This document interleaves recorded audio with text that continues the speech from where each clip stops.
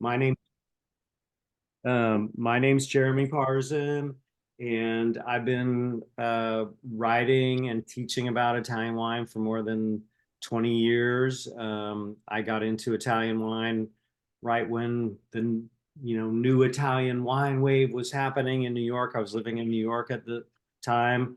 I have a PhD in Italian, and after I finished my degree, I realized that medieval poetry didn't pay very well, but at the time, wine writing was a way to make a living, and I got a job in New York. And 25 years later, I'm still writing and talking about Italian wine. I write a blog called Bianchi. I go all over the country and give seminars and all kinds of fun stuff. And man, during the pandemic era, we used to do so many of these events on Zoom. So it's great to be doing one again. It brought back a lot of memories. And what else can I say? I in 2008, I moved to Texas. I had been living in New York, back in California where I grew up because I fell in love with a woman from Texas who I'm hoping you guys are going to meet in a little bit, Tracy. And just we live in Houston, Texas. We have two kids, and Houston's an amazing place for wine in general. And do we have any Houston people tonight?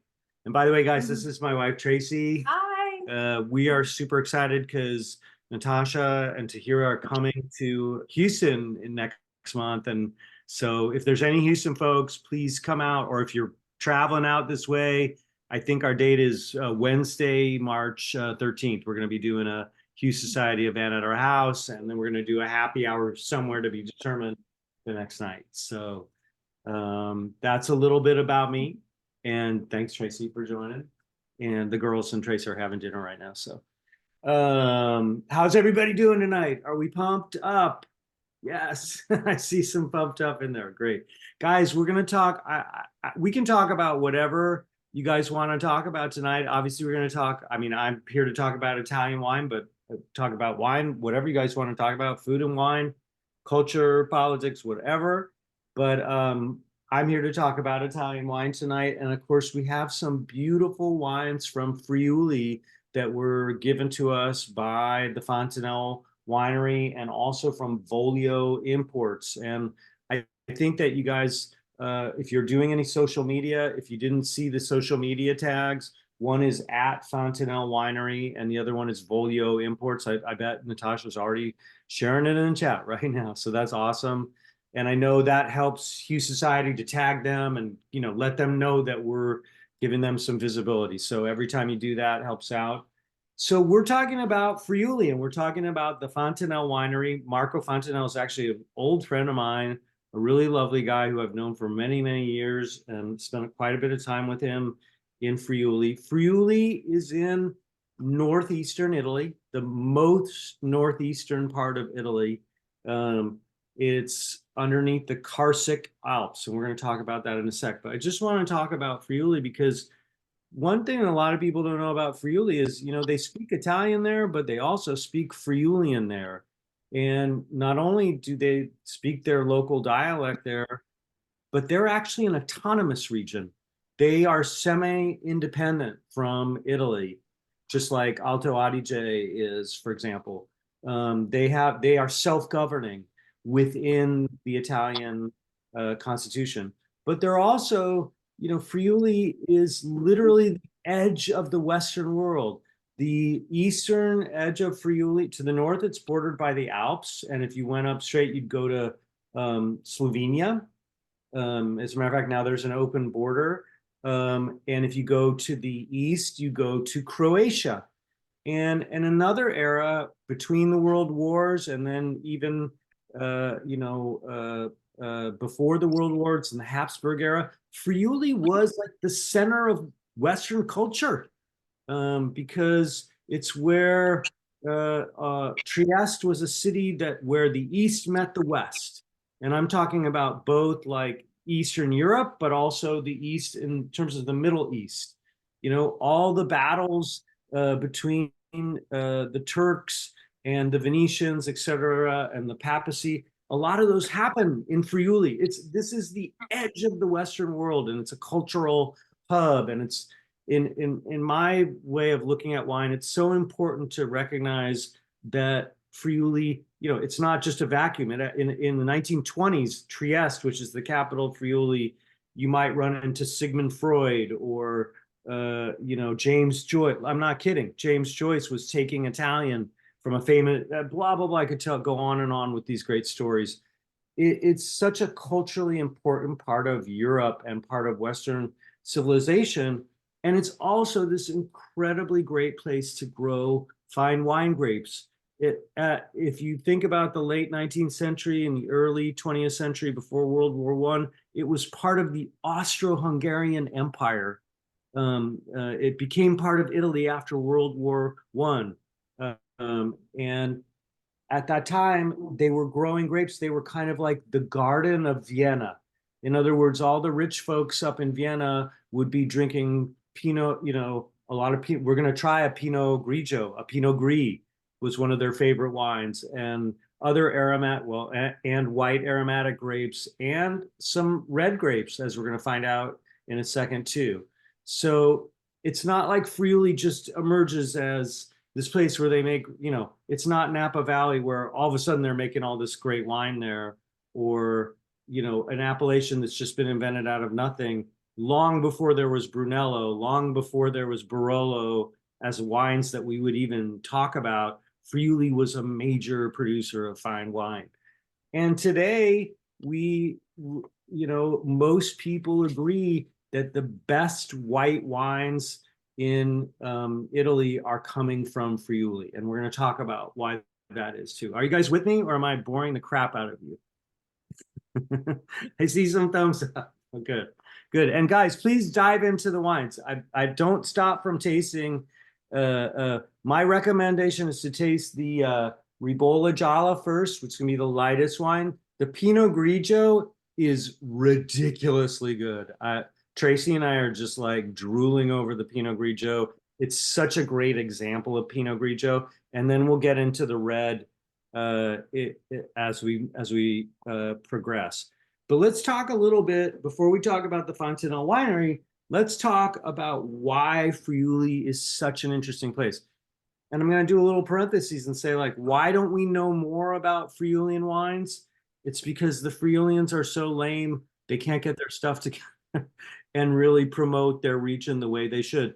At our house, we drink quite a bit of Friulian wine, and we look for Friulian wines.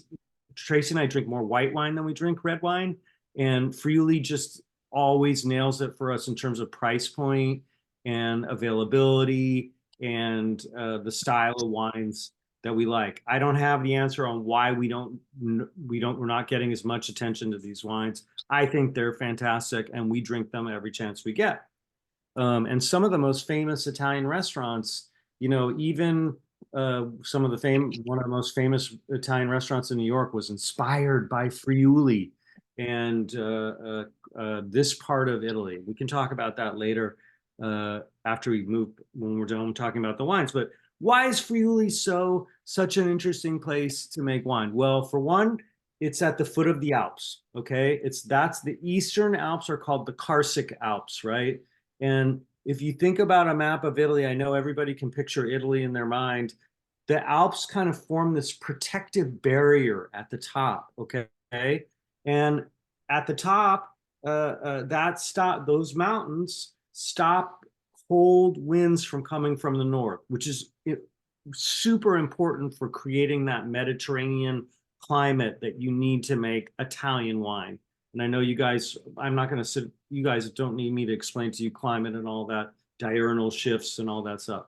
But when you're in Friuli, you're right at the foot of the Alps. So you're protected from the harsh winds from the north, but you're so close to the Adriatic Sea that you get the maritime mitigation from, keeping it a little warmer during the winter and keeping it a little cooler during the summer.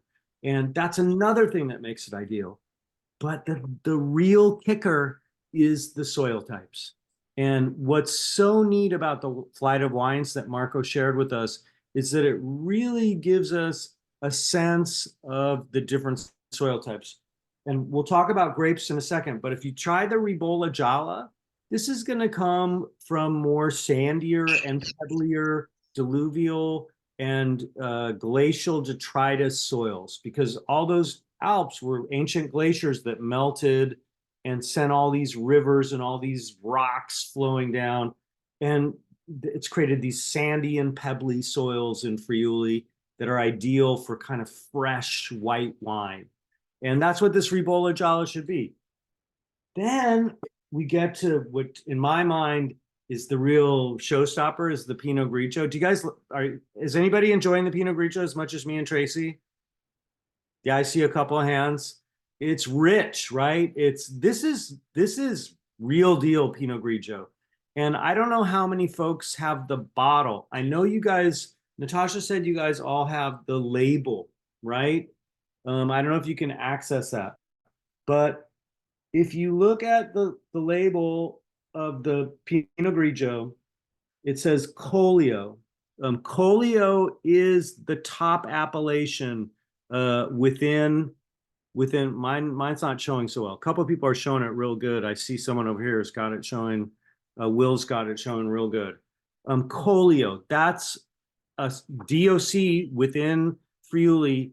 It's really considered the top place for whites. And the reason for that is a type of limestone that's called tonka. I know it sounds like some type of disease. No, I got a case of ponca. No.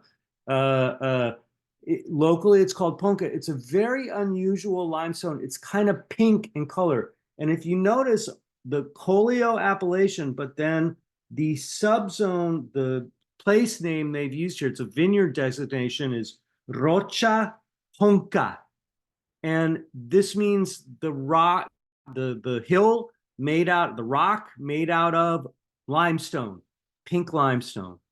And these in Pinot Grigio, Sauvignon Blanc, Sauvignon are all grapes that show exceedingly well in this limestone.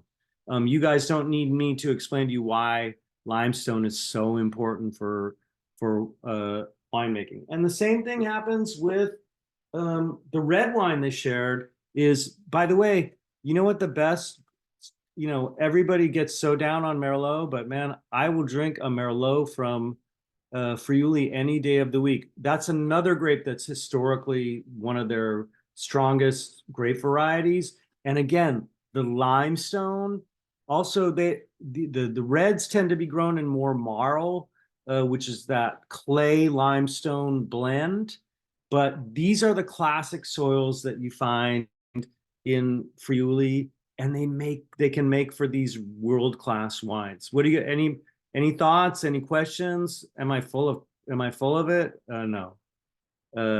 Anybody been to Friuli? Anybody jump in or? Not yet. All right. Tracy was just grabbing some more the Pinot Grigio.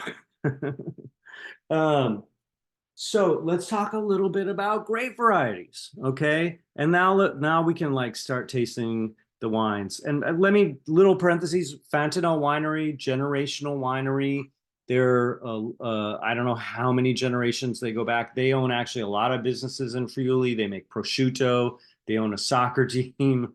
They make a lot of wine. They make a lot of high-end wine. They make a lot of, fresh, easy drinking wine. But the interesting thing about their estate, and it's all state-owned vineyards, is the soil types. They own some of the best vineyards, including limestone, this Ponca limestone, and the marl kind of soils, and the diluvial and morainic soils, they're called, the glacial soils. And that's what's so interesting about Fontenelle. Now, the first... Jeremy, we've got a quick question. Yes. Does the Ribolla sit in stainless? This Ribolla certainly is vinified and aged in stainless steel. This is clean, just fresh Ribolla Gialla. And I'm so glad that they sent... Has anybody here ever tasted wines by Grosvenor? or by like some of the, I see a couple people raising their hands, macerated orange wine from Friuli. There, you know, I could Vodo Pivic, Zidoric, all these Slovenian sounding names, right? Gravner is another Slovenian sounding name. Most people think that Ribolla is orange wine because in the 1990s and the 2000s, a lot of high-end winemakers made orange wine from Ribolla. Those wines, they're really interesting wines and they're very expensive and they're very compelling, but they're also not very reflective of the grape variety. They're so manipulated that they don't really express the grape variety the way this wine does. This expression of Ribolla Gialla is the traditional style of Ribolla Gialla. This is the kind of Ribolla Gialla that if you go to a tavern on the seaside in Friuli, you're going to have a fresh Ribolla Gialla with this kind of, it almost has an herbal, herbaceous, it's not aromatic in my experience, but it almost has this slight herbal character to it. What do you guys think about it? It's fresh and definitely stainless steel. I mean, I would say this is like a cold soak, cryo maceration to really catch the freshness.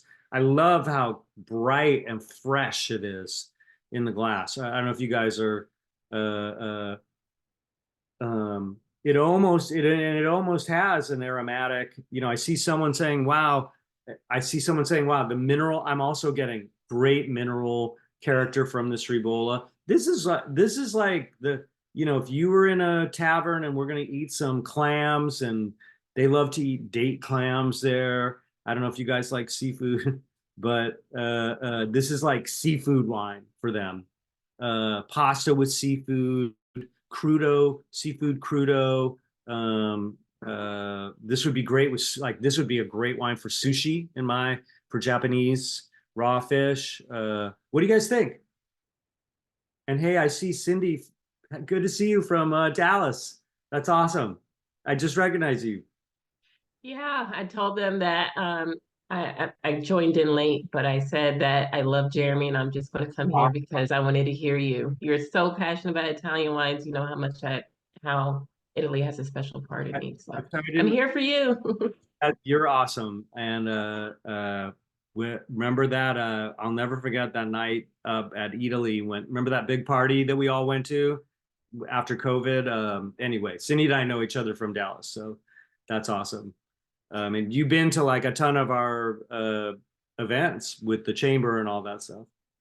But thumbs up or thumbs down for Ribolla Gialla? Good, right? This should, you know, I don't know.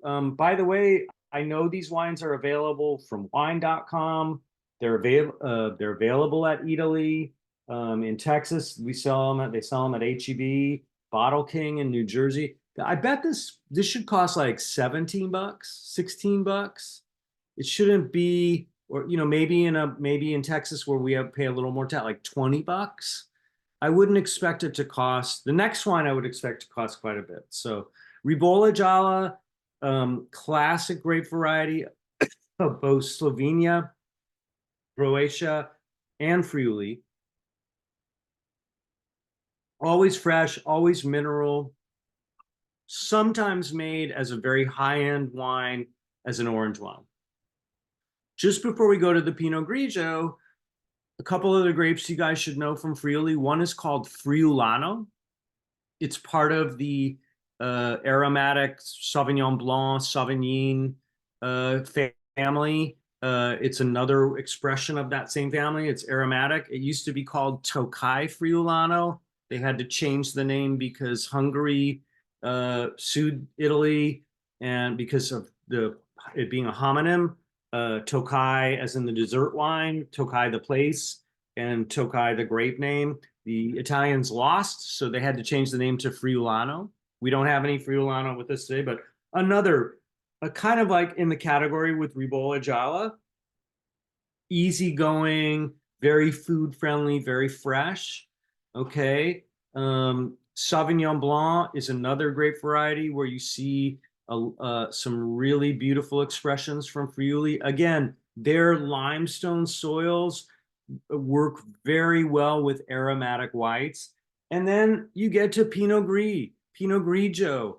And you guys know better than I do that Pinot Grigio is everywhere now, right? They grow more Pinot Grigio in Australia and California than they grow in Italy. Pinot Grigio kind of became its own brand, and people grow Pinot Grigio all over the world. But one of the historic places where they've always grown Pinot Grigio is Friuli. And this is where there truly is, this legacy of terroir and grape variety that just have worked together so well for 300, 400 years. And to me, I love that Marco shared this Pinot Grigio because this is the really good Pinot. This is not Tuscan Pinot Grigio, from a Brunello producer, if you know what I'm talking about. This is Pinot Grigio from a place that has historically made the best Pinot Grigio, some of the best Pinot Gris in the world. I would say on a par with Alsace and all that good stuff. What do you guys think about the Pinot Grigio? To me, it's the texture of it, it's slightly aromatic, but not, it's just gently aromatic. What do you guys think? Yay, nay, bad, good? We have a lot of really good comments in the chat. I need to open the chat. I'm talking too much and not reading the chat. And Marco's not on the call, so if you don't like the wine, that's okay too. It's really good. I usually don't care for Pinot Grigio, but this is absolutely the best that I've ever had. Who is That was I'm Nicole from California, Northern California. Thanks for jumping in. I love what you just said. When people taste this Pinot Grigio, they're like, wow, this isn't what I was expecting. I mean, was that you want to elaborate on that a little bit? Or, we tend to get like airport Pinot Grigio, or Pinot Grigio at the Mexican restaurant, it's just a throwaway wine. This is real wine. Yeah, usually it's just not appealing to me. It usually kind of has this oily kind of mouthfeel. But this is really fresh and bright and fruity. It's just so different from all the versions that I've ever had. This is real Pinot Grigio. I mean, and this is Pinot Grigio that reflects a tradition and style, and the fruit on this wine is like just so popping. I was finding that during Thanksgiving, a lot of folks were looking for Pinot Grigio to go with, their meal. Would this be one that you would recommend? This is Marco's going to kill me for saying this. It's expensive. Yeah. And we don't ever serve expensive wine. Like expensive meaning, like what, like 20s, 30s? I'm just guesstimating. I'd be happy to pay $35 for this bottle of wine. This is, to me, higher end Pinot Grigio. You can tell by the label. Obviously this is not a cheap bottle of wine. I would say this is going to be $35 retail. Mm-hmm. It's definitely going to be on that, higher, mid-tier shelf at the supermarket. I think this would be a fantastic wine for a meal. I just want to serve it to my relatives. It's too good for them. But I like the texture of this wine, and it's, to me, you could do this with dark meat from the turkey. Like it wouldn't, I'm going to prefer red wine with that, but this is rich enough to me. I don't know if you guys agree. I would love to do this, but this would be kind of more like, hey, we're doing a Thanksgiving for 3 grown-up couples and no kids, right, and no Uncle Marty. Yeah, I was so shocked to see how many people came in and asked. I'm sorry? I was so shocked to see how many people came in and asked for Pinot Grigio. Yeah. Well, I mean, Pinot Grigio, I mean, look, Tracy all has a great attitude about life. She'll always say to me, you know, Jeremy, if you can't be with the Pinot Grigio you love the Pinot Grigio you're with. And that's another side of Pinot Grigio is that when you're, you know, you could be someplace where there's not a real wine program, but there will be a Pinot Grigio and it'll be fresh and it'll be clean. It'll be stainless steel. It will be good. You know, it won't be bad. This to me is a whole new level in terms of the texture, in terms of the richness of the fruit, the slight aromatic character to it. I like we drink more white wine than red wine. We drink white wine with steak at our house, but I would like something like this that's a little richer, you know. So we did baked breaded chicken tonight, and so I got to say it was delicious with this wine. So you guys ready to? Should we try the red wine as well? Let me dump my Ribola. And this is another wine. I was so glad.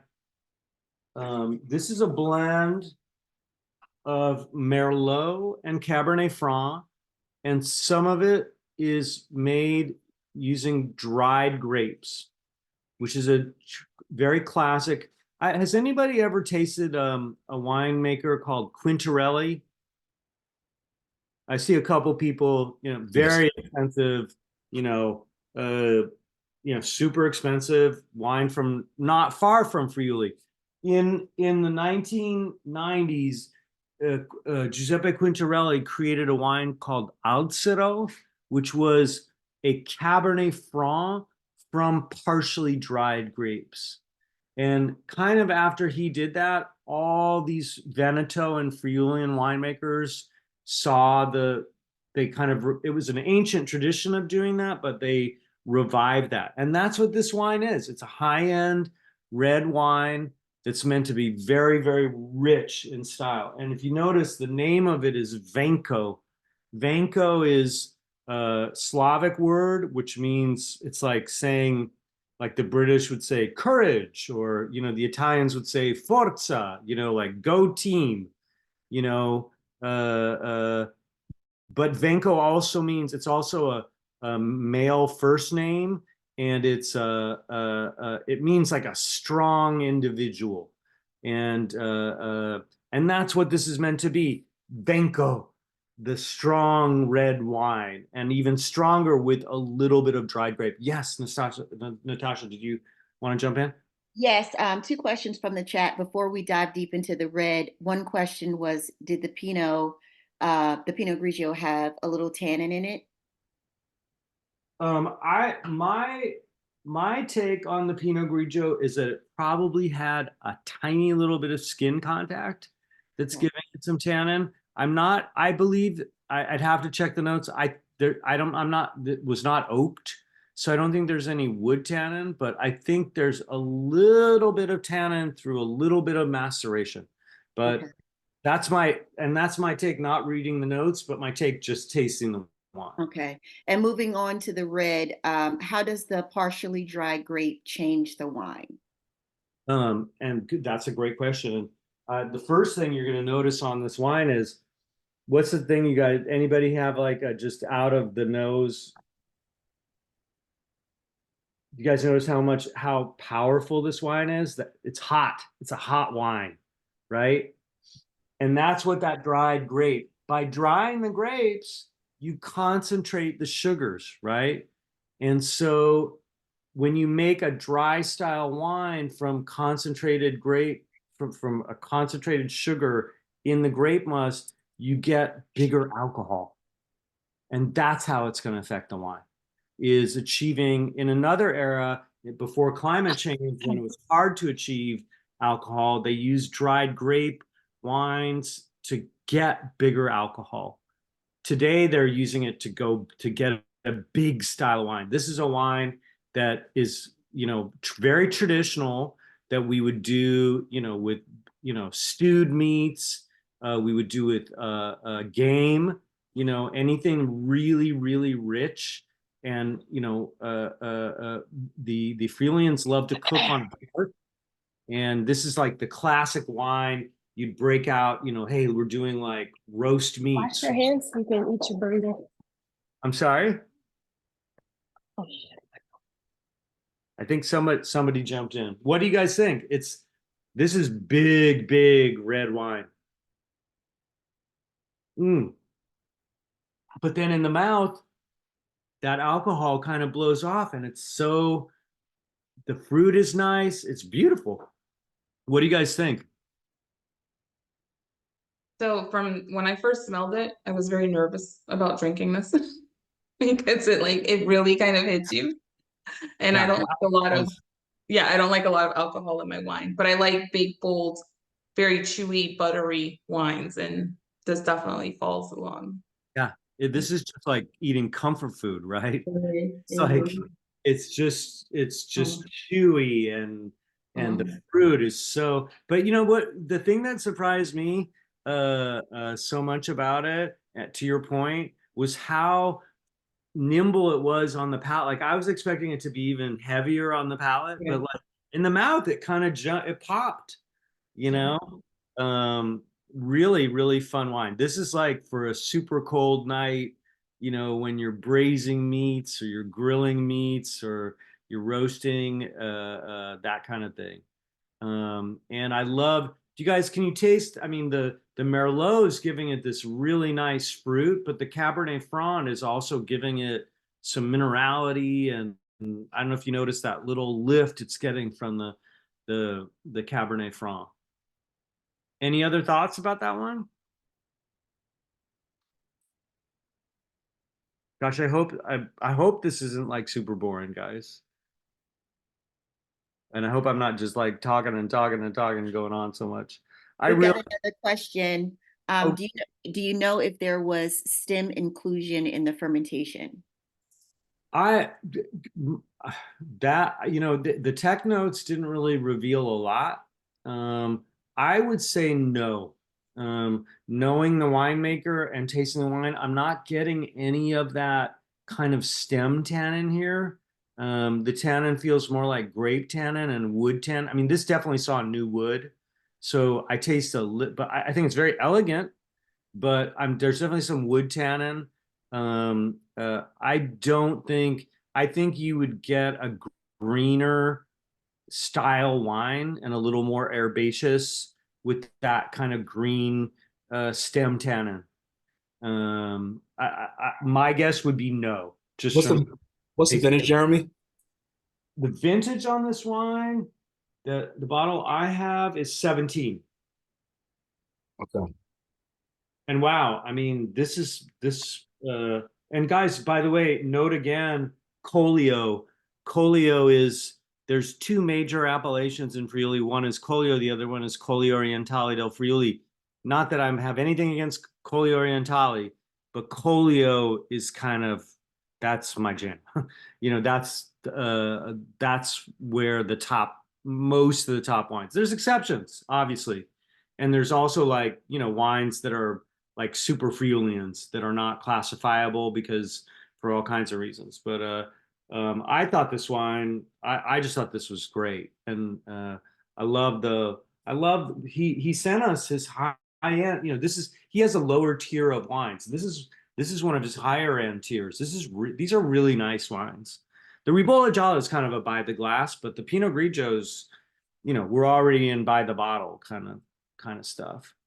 So, and guys, look, we just had a little minute, micro view of Friuli in northeastern Italy and a particular kind of wines and grapes. But it's just the tip of the iceberg. I know we don't have a ton of time, but I was hoping you guys would let me just talk for like 10 minutes about some interesting things that I think you should be looking out for, just so we have some general notes about Italian wine. I mean, let me give you the bad news first. And that is Italian wine is in crisis, guys. Wine is in crisis in general in the world for a lot of reasons. Italian wine is in crisis right now. They have more wine than they can sell. People are buying less wine. Italians are drinking less wine. But having said that, and that's something we all need to be thinking about, Italian wine needs our support. It's going through a tough time. But having said that, there's a lot of interesting things happening in Italian wine.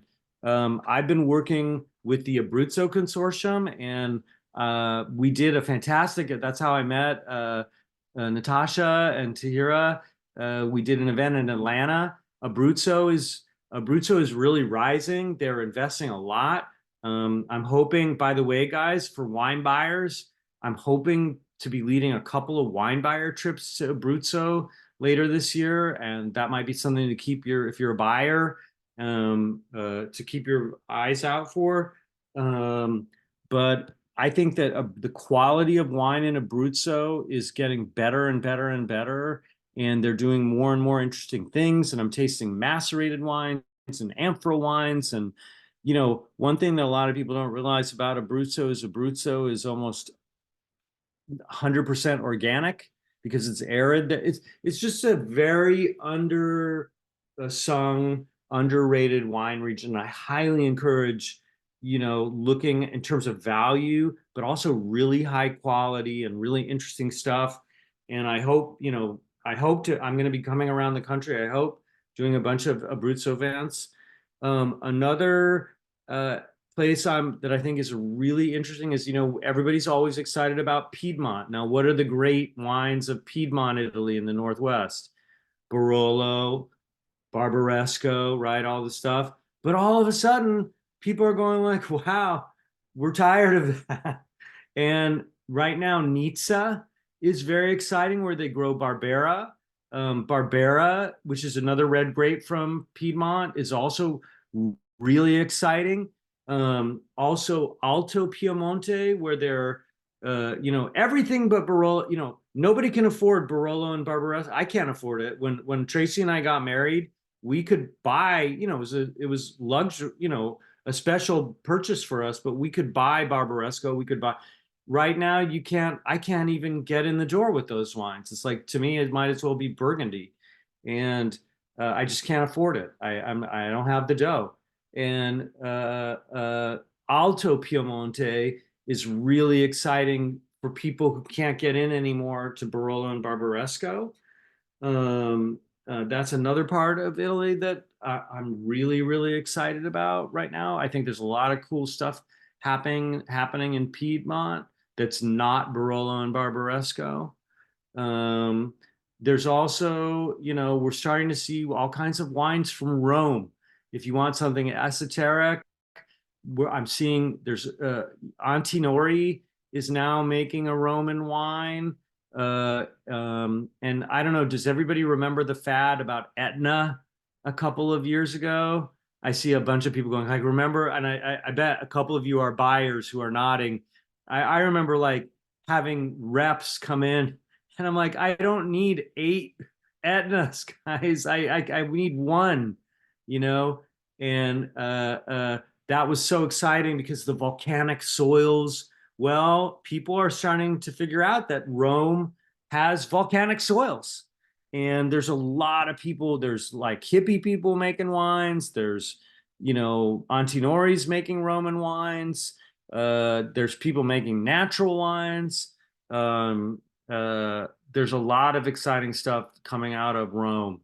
And when I say Rome, it's not Rome, the city. It's the hills outside of Rome, where it's all volcanic soils. And I think that's one of my predictions. It's a long shot, but I think that to me, Abruzzo, Nizza, also a lot of white wine for Piedmont. People are getting more excited about white wine from Piedmont. And then my long shot prediction, Hail Mary, is I bet in 5 years we're going to be drinking Roman wine, more and more Roman wine, because it's exciting. So that's what I kind of prepared for you guys tonight. Let's get our drink on and talk Italian wine. I think we've got a few questions that let me scroll back up. Let's see. What do you like better about Collio versus Colli Orientali? Well, like every Italian, and that's a great question. um, like every Italian appellation, it's not like the lines are distinct, a cutoff, all appellations kind of contaminate each other.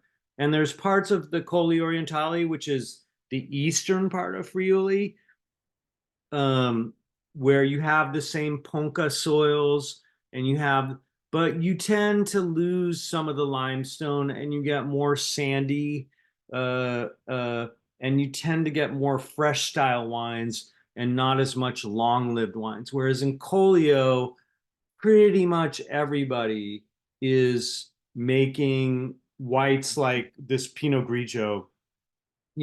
If I guess the best way to put it is that all things being considered equal, if you said, Jeremy, I don't know this producer from Colli Orientali, and I don't know this producer from Collio, Collio's probably going to be a better bet for the best quality.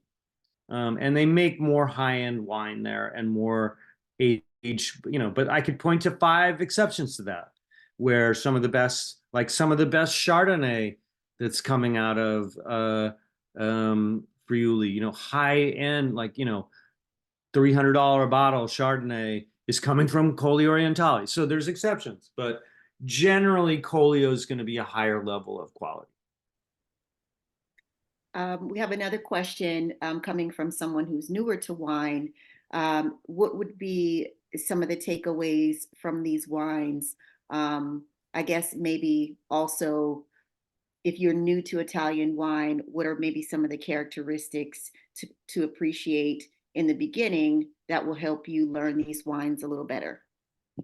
Well, the Italians say no food without wine and no wine without food, and the greatest lesson of Italian wine is it's food wine and it's wine food. The two things just go, they just go together, especially in Italy.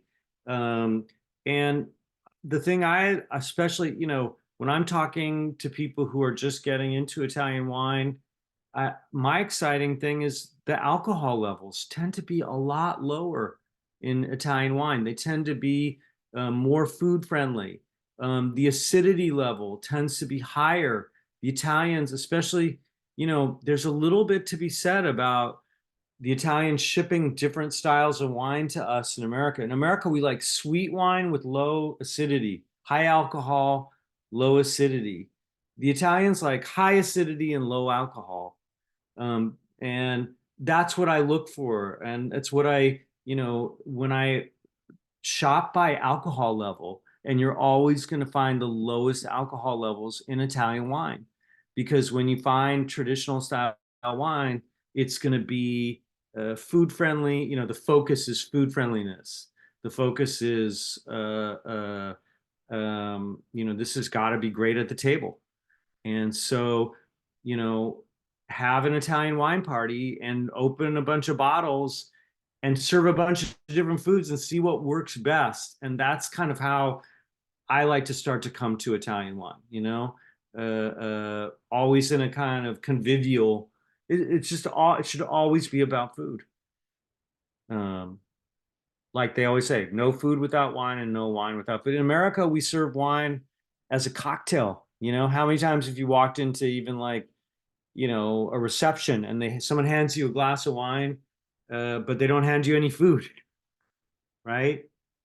In Friuli, there's this crazy, I hope someday we all get to go to Friuli together. But when you walk into an old school tavern in Friuli, the first thing they do is hand you a glass of wine, and then they hand you a piece of bread with prosciutto. I'm not kidding. That's like when you get, I'm talking about the old school places, but like when you walk in, they hand you a glass, and because that's the old tradition that when the traveler came through, they needed a glass of wine and they needed something to go with the wine. And that's what's so exciting to me, at least, about Italian wine. There's a question, has all of the exposure to different cultures impacted the winemaking process in Italy? Well, for sure. And that's something that, goes on, is just a continuous cycle. probably I think I'm probably the oldest person here. And you guys may not remember the Super Tuscan craze of the 80s, and you might have read about it. I see a couple people nodding, about I mean, there was a moment when Italians started grubbing up native grape varieties and planting Cabernet Sauvignon because Californians and Americans in general wanted Cabernet Sauvignon because that's what they were, that's the quintessential American wine, right? And there definitely was a period in Italy when people started to grow international grape varieties. There also was a period very famously in Piedmont and Barolo where people started to oak the wines more heavily. They also started to manipulate the wines more heavily to make them more drinkable in their youth and to make them more fruity. So there's definitely, all kinds of contamination uh, uh, between cultures. I mean, it all starts with contamination, I mean, think about the rich guys in California who planted Cabernet Sauvignon. Why did they plant Cabernet Sauvignon? That doesn't grow well in Napa, but they planted it because they thought that was cool because that's what rich Bordeaux bankers drank, English bank, drank Bordeaux, right? And so it's always this, and I'm not saying, look, and after generations, they make great Cabernet in California. It might, at the first thought, it might have been the best grape to plant there. It's always this cultural contamination, which on some levels is also a very positive thing. I mean, we never would have had the renaissance in Italian wines if there wouldn't have been this huge market called America that all of a sudden was infatuated with Italian wines. Did some people chase after trends and easy money? Yeah. Did some people started making prosecco that tastes like candy? Yeah. Because Americans, so many people I'm related to like sweet wine, right? I'm sure everybody in this call knows somebody who likes sweet wine. So there's definitely cultural contamination. Sometimes that's good and sometimes that's not good. But it is. You mentioned Tuscany. Do you have any recommendations for someone looking for an authentic experience in the Tuscany area? Well, I mean, the Tuscans they like invented wine tourism. And to me, Chianti Classico is still the ultimate place for wine tourism, where there's walk-ins, there's I mean, you can do everything from like a $300 tasting to like walking into a winery and, having a free tasting, they just Chianti in particular, Chianti Classico, but not just Chianti Classico. And look, I'd be remiss to not mention Panzano, the village of Panzano in Chianti Classico is arguably the greatest village for the production of Chianti Classico.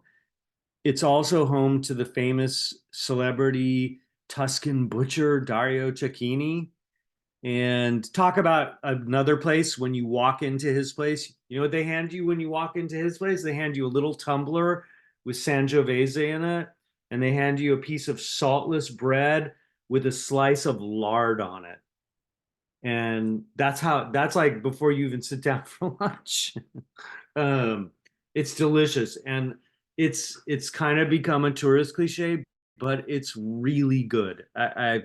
It's everybody goes there from Elton John to the town tailor.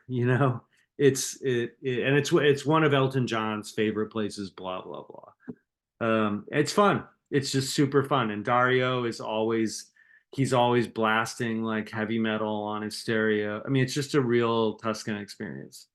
So Chianti Classico with a highlight, definitely a lunch at Cecchini in Panzano. And guys, by the way, I mean, Tasha, I'm a stay in touch person. So if I haven't shared my, I'm going to just share my email in the, I'm always, I answer people I don't know. So if I know you, so if I can ever help, I'm always happy to help. Yes, and Well, also check out the blog as well. Lots of great information on thank Italy, you. food and culture, all of that. I had a question, please. Yes, ma'am. I wanted to know if you've had a chance to try the sparkling wines made from the Ribolla Gialla.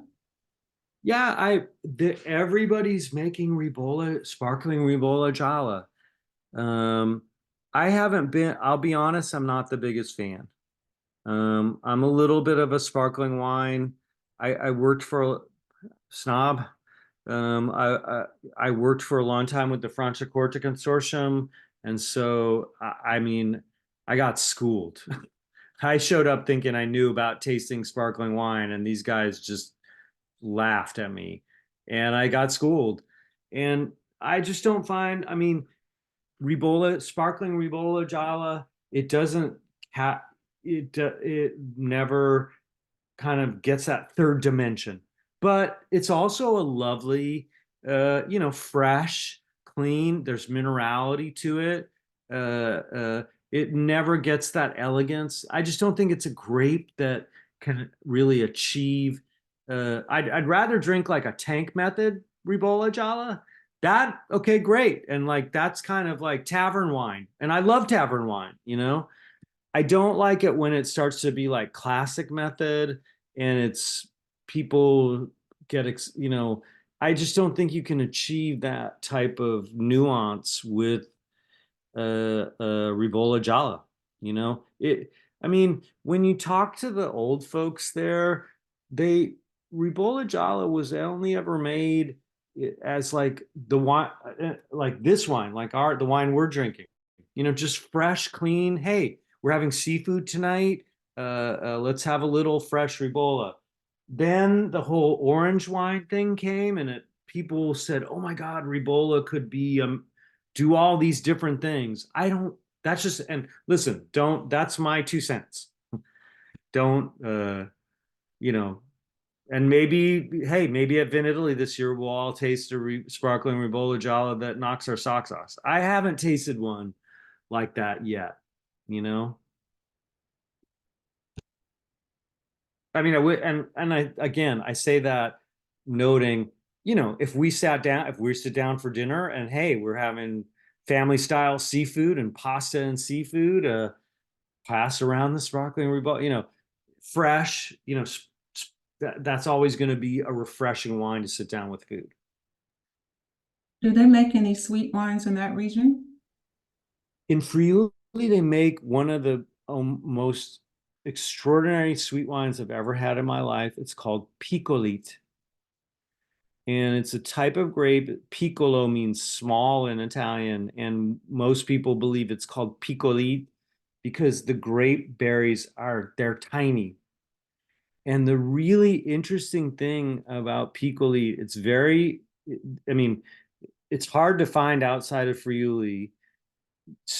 If you can find it, it's extraordinary. It's that it's not a noble rot wine. It's not a botrytized wine, nor is it a dried grape wine. What happens with Piccoli is that it's such a capricious grapevine that about after it has fruit set, it aborts half of its fruit. It's called floral abortion, where it flowers and then it dies, like half of it dies. And the vine concentrates its energy into the little tiny berries that are still left. And you make this extraordinary, I mean, when people talk about sweet wine, like nectar of the gods and all that stuff, I mean, most sweet wine is just sweet wine, dessert most of it is the sugar. The piccoli is something I like you've never tasted. I've never tasted ever before, and I've only ever, except for bottles that people have given me to bring back to America, I've never tasted it in America. Um, it's just not popular enough for, people. It's expensive. It's very, very expensive. My favorite, look at my I shouldn't be, I'm not going to say, you know what, email me. I don't want to say it because Marco Fontanelle so graciously sponsored this event. I don't want to mention another producer. Marco's my friend, and I've partied hard with Marco, and he would be Jeremy. He's that kind of all boats right. Like he gets it, And if you ever get to interact with Marco, he's just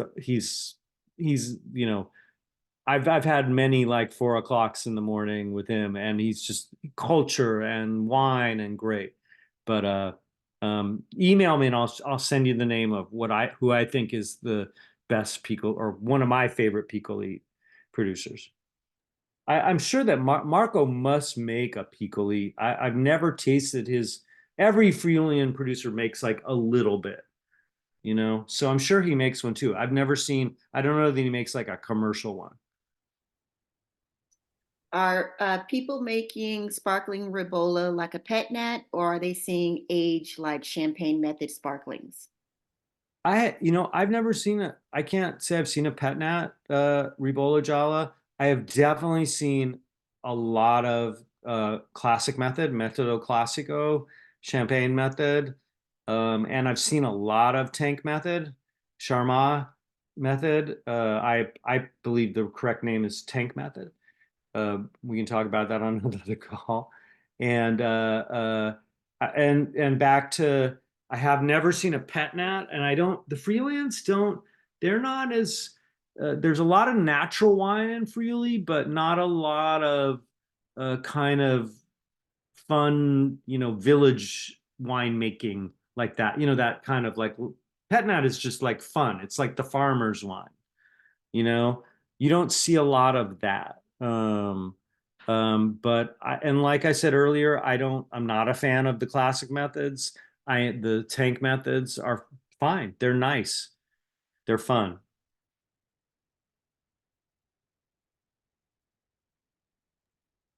Any other questions for Jeremy before we wrap up?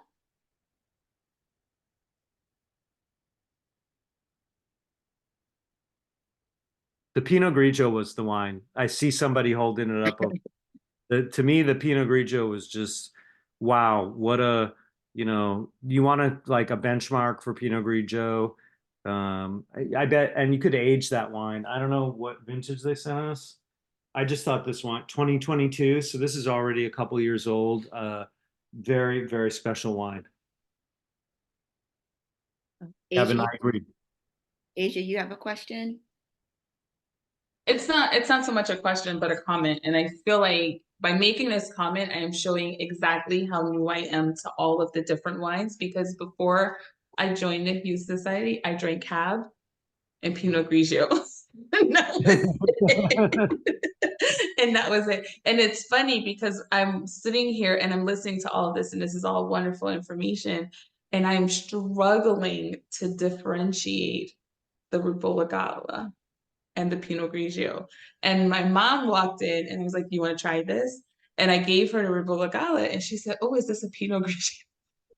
So like, everything in our house apparently tastes like Pinot Grigio. And hey, blind tasting is always tough. And it's funny, I've seen even some of the most talented people, when the blinds come on, it gets tough.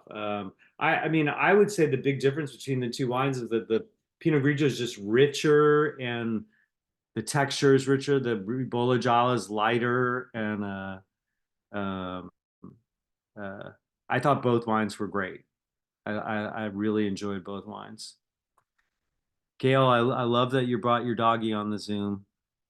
My doggies are locked up. They get locked up for Zoom.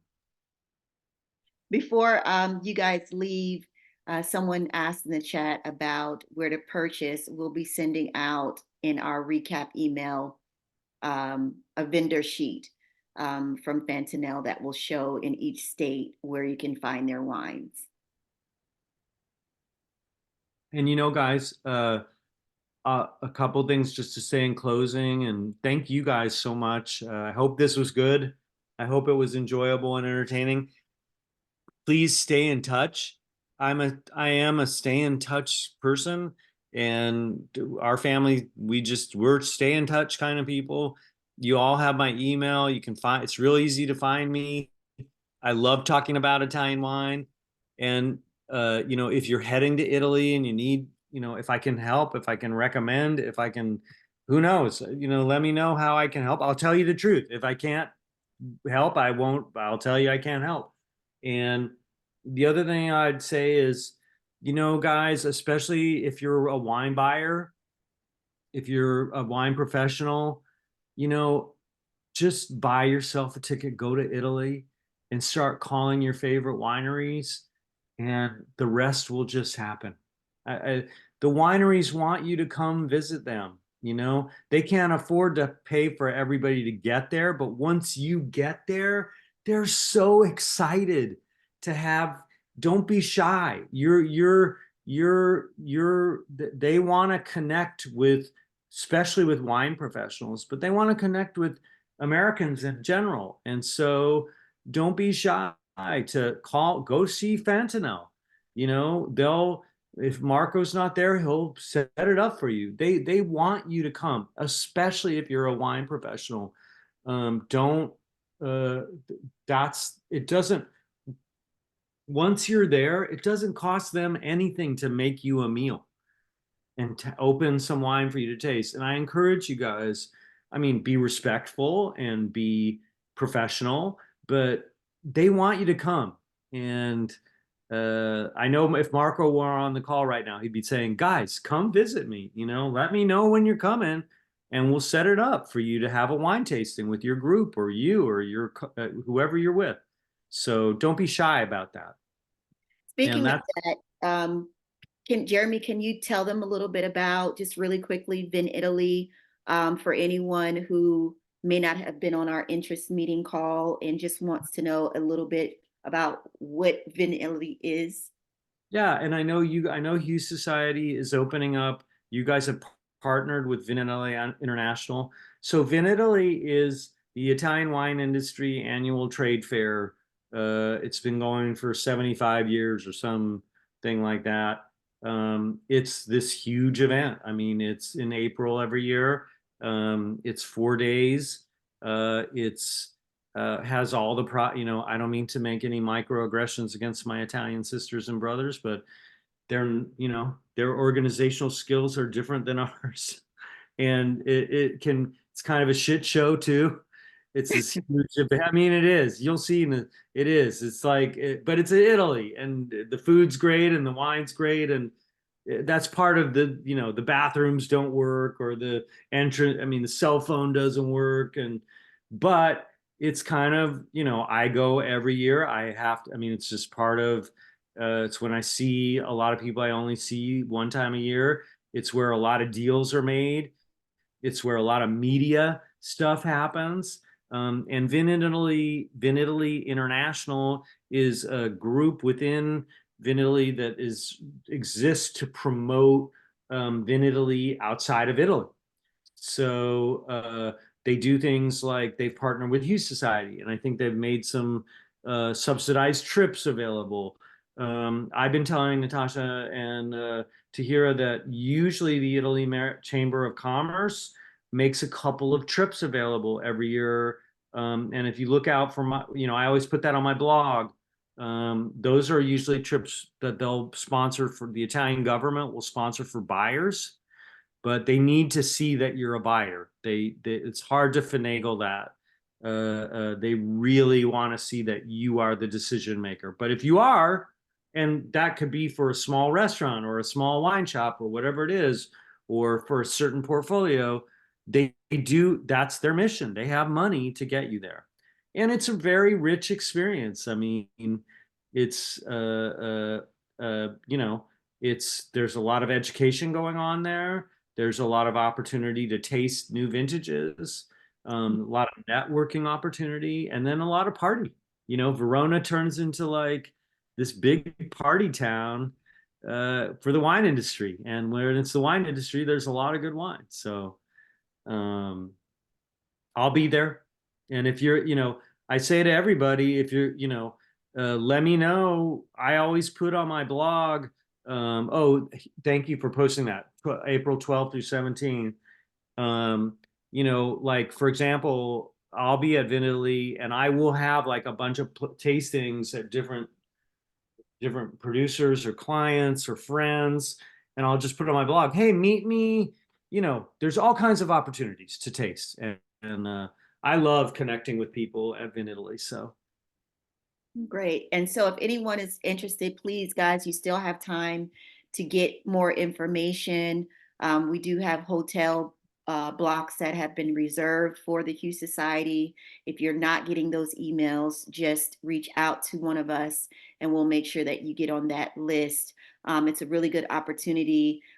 Jeremy, I'm glad that you mentioned about they don't necessarily have the information together the way that we do things here. But we have been, trust me, we've desperately been trying to get updated information for them to send over to you guys as quickly as we can. But yes, if anyone is interested, please reach out to us if you're not receiving those emails. I believe the hotel blocks that we have right now may be held until February 9th, but they're all ranges and some of them deposits are required, some of them are not. So just let us know. the Go ahead. hotel thing at Vin Italy is challenge. So, I mean, it's great that you guys have blocked some, you know, it's worth it. If you're going, it's worth it to invest in a good place to stay and to do it early because you can't just show up at Vin Italy and expect to find a hotel room. It's just not gonna. I don't stay in Verona. I stay with my friends who live about an hour away by train, and I commute by train every day because I can't afford to stay in downtown Verona. And guys, please don't. I hope I didn't offend any Italian folks on this call, but they just have a different sense of. I mean, Vin Italy can be chaotic, and the cell phone coverage doesn't work, and the internet doesn't work, and but we still go every year because we wouldn't miss it. Good, good. Just a few things I want to mention that we're having going on with the Hue Society before I let you guys go. Please, just like we had a wonderful, wonderful outcome for this tasting today. Thank you guys so much for signing up and participating. Participation like this helps us in the future with different partnerships and having people come out and provide their time to us in wine and things like that. So please remember that we're also having a biodynamic wine study hall with Brook Winery on this Wednesday. If you haven't signed up yet, it's going to be really good.